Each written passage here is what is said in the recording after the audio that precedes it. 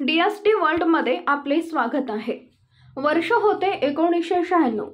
ओमाना यांनी 7 जुलै ते 14 जुलै 1996 या कालावधीत त्यांच्या क्लिनिकमधून सुट्टी घेतली।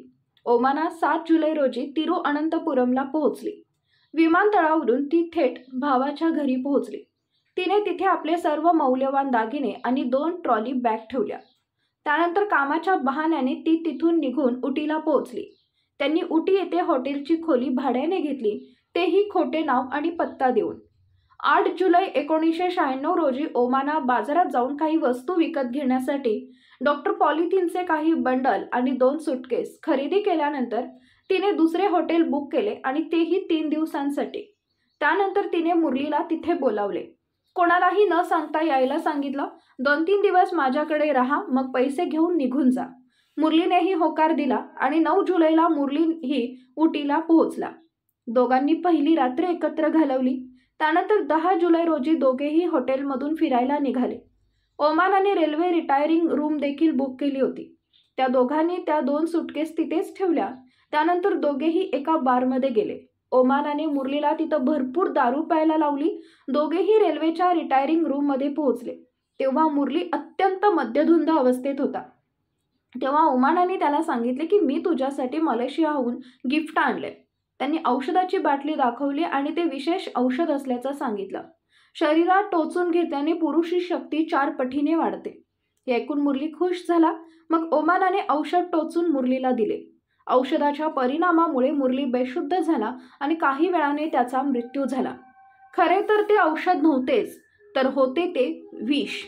त्यानंतर ओमानाने मुरलीला मृतदेह बाथरूममध्ये नेऊन त्याचे तुकडे तुकडे केले। तिने टॉयलेटमध्ये मांसाचे काही तुकडेही खाली फेकले, पण आता तिला उरलेली हाडं आणि मांसाची विल्हेवाट लावायची होती। मग त्या हाडे आणि मांसाचे तुकडे पॉलिथिनमध्ये टाकायला सुरुवात केली। तिने ते सर्व पॉलिथिनमध्ये दोन्हीही सुटकेसमध्ये ठेवले। 11 जुलै रोजी त्यांना रेल्वेचं रिटायरिंग रूम रिकामी करावी लागली। तिने खोली नीट धुतली आणि सुटकेसवर भरपूर परफ्यूम शिपडले जेणेकरून दुर्गंधी येऊ नये। मग तिने टॅक्सी बोलावली आणि हॉटेलमध्ये पोहोचली, जिथे तिने आधीच खोली घेतली होती। ती खोलीही त्यांना 12 जुलै रोजी रिकामी करावी लागली। मात्र त्यापूर्वी तिला मृतदेहाची विल्हेवाट लावावी लागली। मग या सुटकेस कोडाई कनालच्या सुसाईड पॉइंटवरून खाली का टाकू नयेत असा विचार तिच्या मनात आला। तिथे इतके लोक आत्महत्या करतात की कोणाला संशयही येणार नाही। मग ओमाना टॅक्सीने कोईमतूरला पोहोचली। तिथे तिने हॉटेल बुक केले। मग ती सुटकेस टॅक्सीत घेऊन कोडाई कनालच्या सुसाईड पॉइंटमध्ये जाऊ लागली। वाटेत सुटकेसमधून वास येऊ लागल्यावर ड्रायव्हर राजाने विचारपूस केली। पैसे देऊन या प्लॅनमध्ये ड्रायव्हरचा समावेश का करू नये असा विचार ओमानाने केला। तिने ड्रायव्हरला पैशाचा आमिष दाखवून मदत केली तर त्या बदल्यात भरपूर पैसे मिळतील असे सांगितले। सुरुवातीला चालक घाबरला। मग त्याला वाटले की ही बाई खूप धोकादायक आहे। जर त्याने तिला साथ दिली नाही तर ती कोणास ठाऊक तिलाही मारेल। त्यामुळे त्याने तिची विनंती मान्य केली।